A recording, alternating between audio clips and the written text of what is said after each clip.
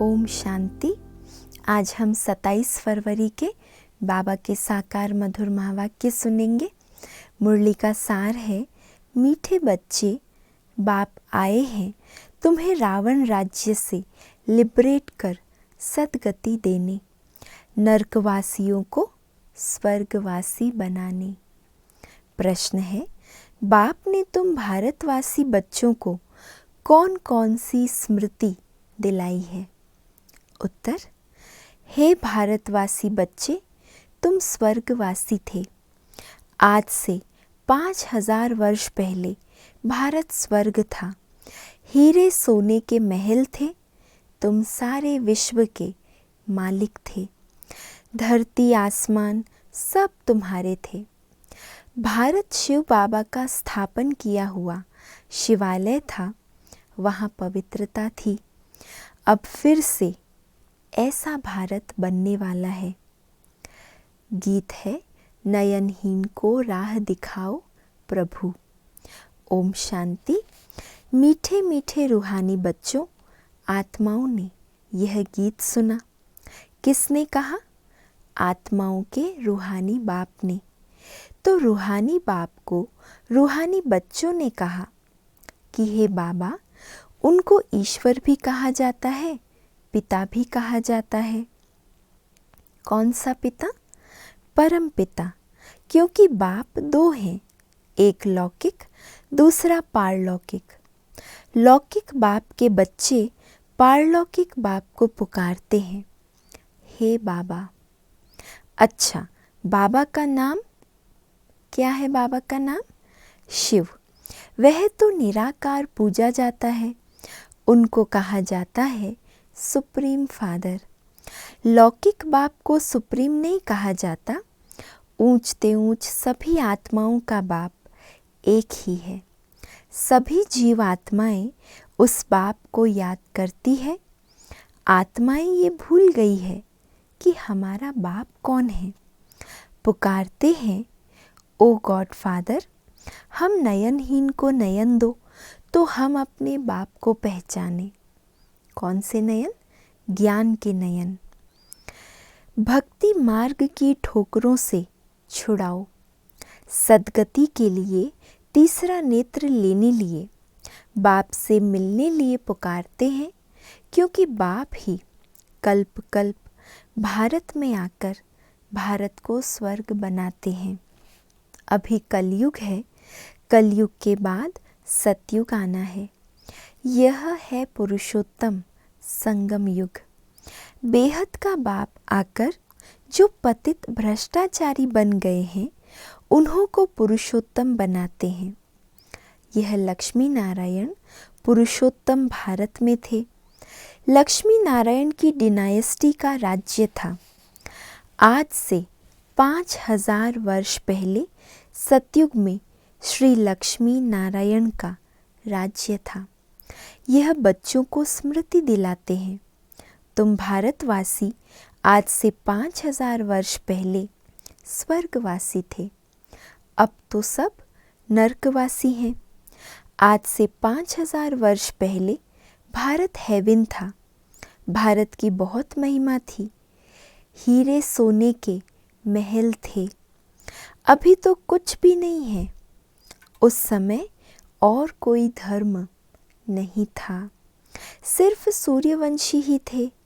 चंद्रवंशी भी पीछे आते हैं।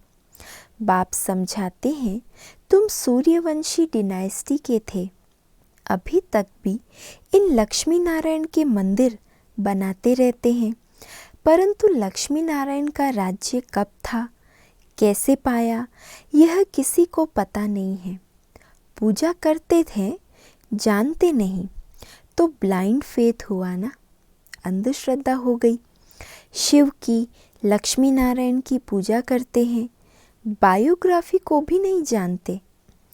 अभी भारतवासी खुद कहते हैं, हम पतित हैं, हम पतितों को पावन बनाने वाले बाबा आओ।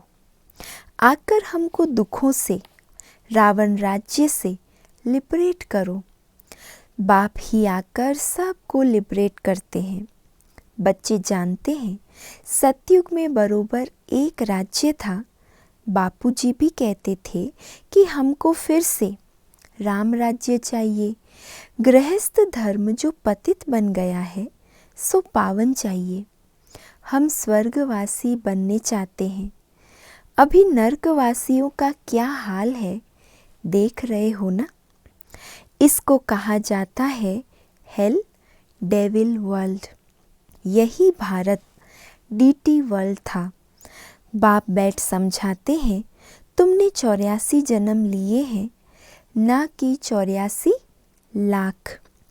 बाप समझाते हैं तुम असुल शांति धाम के रहने वाले हो।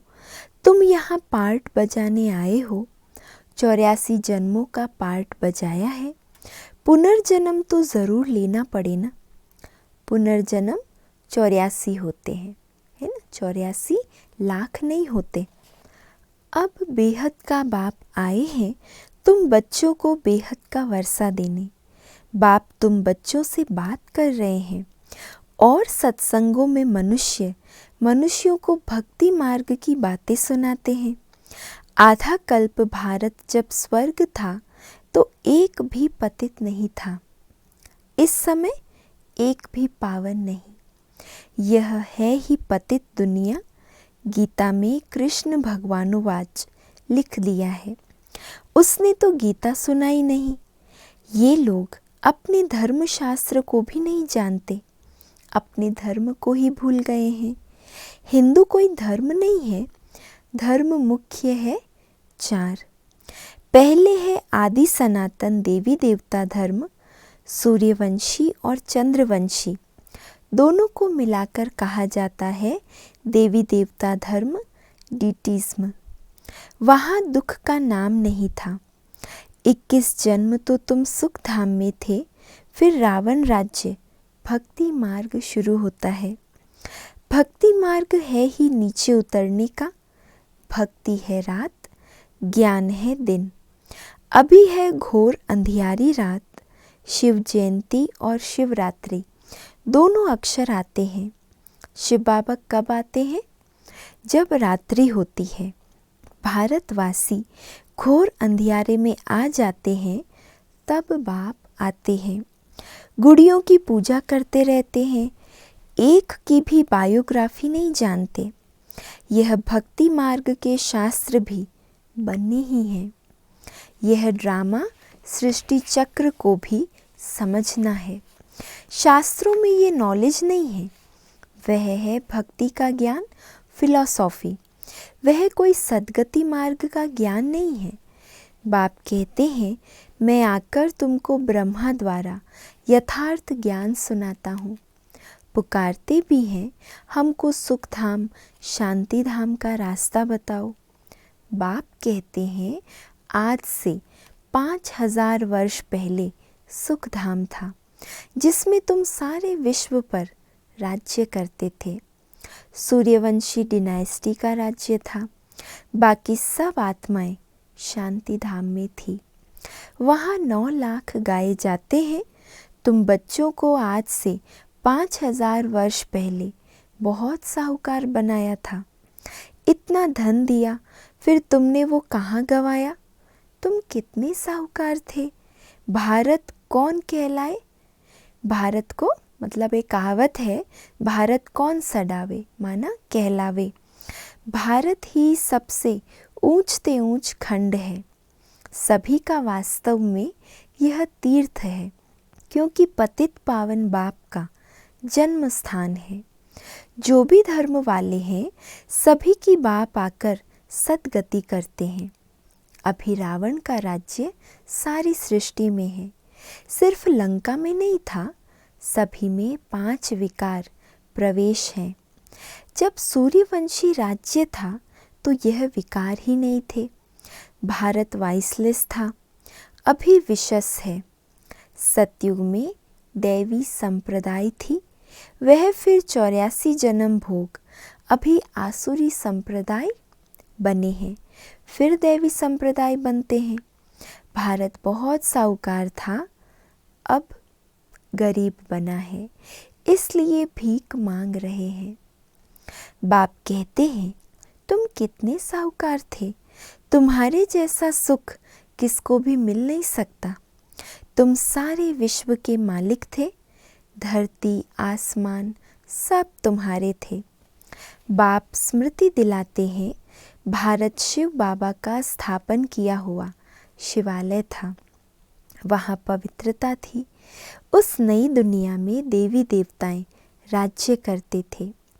भारतवासी तो यह भी नहीं जानते कि राधे कृष्ण का आपस में क्या संबंध है। दोनों अलग अलग राजधानी के थे, फिर स्वयंवर के बाद लक्ष्मी नारायण बने हैं। यह ज्ञान कोई मनुष्य में नहीं है, परमपिता परमात्मा ही ज्ञान का सागर है। वही तुम्हें ये रूहानी ज्ञान देते हैं। यह स्पिरिचुअल नॉलेज सिर्फ एक बाप ही दे सकते हैं। अब बाप कहते हैं, आत्म अभिमानी बनो, मुझ अपने परम पिता परमात्मा शिव को याद करो। याद से ही सतो प्रधान बनेंगे। तुम यहाँ आते ही हो मनुष्य से देवता अथवा पतित से पावन बनने। अभी यह है रावण राज्य। भक्ति मार्ग में रावण राज्य शुरू होता है। रावण ने कोई एक सीता को नहीं चुराया है। तुम सब भक्ति करने वाले रावण के चंबे में हो। सारी सृष्टि 5 विकारों रूपी रावण की कैद में है। सभी शोक वाटिका में दुखी है। बाप आकर सबको लिबरेट करते हैं। अब बाप फिर से स्वर्ग बना रहे हैं। ऐसे नहीं कि अभी जिनको धन बहुत है वह स्वर्ग में है, नहीं, अभी है ही नर्क। सभी पतित हैं, इसलिए गंगा में जाकर स्नान करते हैं। समझते हैं गंगा पतित पावनी है, परंतु पावन तो कोई बनते नहीं हैं। पतित पावन तो बाप को ही कहा जाता है, ना कि नदियों को। ये सब है भक्ति मार्ग। बाप ही ये बातें आकर समझाते हैं। अब तुम ये तो जानते हो, एक है लौकिक बाप, दूसरा फिर प्रजापिता ब्रह्मा है अलौकिक बाप, और वह पारलौकिक बाप। 3 बाप है। शिव बाबा प्रजापिता ब्रह्मा द्वारा ब्राह्मण धर्म स्थापन करते हैं। ब्राह्मणों को देवता बनाने के लिए राजयोग सिखलाते हैं। एक ही बार बाप आकर आत्माओं को राजयोग सिखलाते हैं। आत्माएं पुनर्जन्म लेती है। आत्मा ही कहती है, मैं एक शरीर छोड़ दूसरा लेती हूँ। बाप कहते हैं, अपने को आत्मा समझ मुझ बाप को याद करो तो तुम पावन बनेंगे। कोई भी देहधारी को याद नहीं करो। अभी यह है मृत्यु लोक का अंत, अमर लोक की स्थापना हो रही है।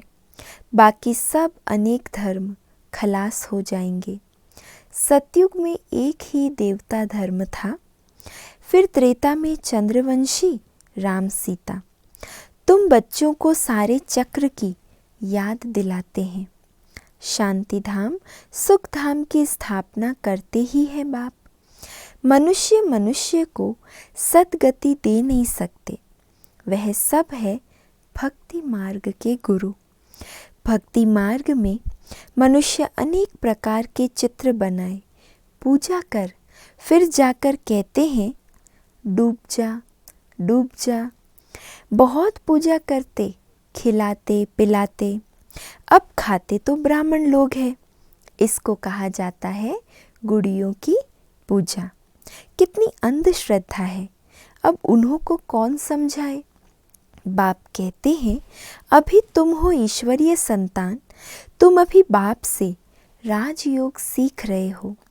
यह राजधानी स्थापन हो रही है। प्रजा तो बहुत बननी है। कोटों में कोई राजा बनते हैं। सतयुग को कहा जाता है फूलों का बगीचा, अभी है कांटों का जंगल। अभी रावण राज्य बदल रहा है। ये विनाश होना ही है। ये नॉलेज अभी सिर्फ तुम ब्राह्मणों को मिलती है। लक्ष्मी नारायण को भी ये ज्ञान नहीं रहता। यह ज्ञान प्राय लोप हो जाता है। भक्ति मार्ग में कोई भी बाप को जानते ही नहीं, बाप ही रचता है। ब्रह्मा विष्णु शंकर भी रचना है। परमात्मा सर्वव्यापी कहने से सब बाप हो जाते। वर्षे का हक नहीं रहता, बाप तो आकर सभी बच्चों को वर्षा देते हैं। सर्व का सद्गति दाता एक ही बाप है। ये भी समझाया है 84 जन्म वह लेते, कौन लेंगे?